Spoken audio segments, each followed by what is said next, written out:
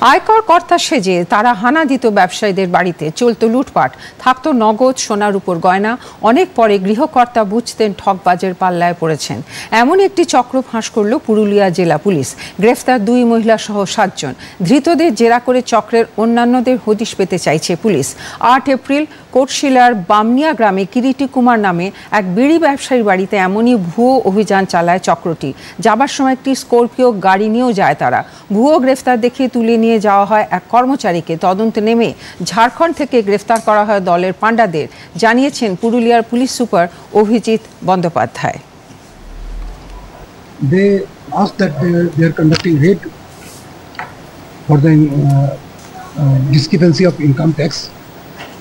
They looted 7.5 lakh cash as well as gold and silver jewelry from the possession of Kiriti Kumar, and they have taken away their Scorpio car. ये Scorpio जो गाड़ी था वो भी लेके चला गया था, एक स्टाफ को भी किडनैप करके ले गया था। We have conducted an intensive raid throughout Jharkhand, like Bundu, Shili, Ranchi, and different pockets of Jharkhand.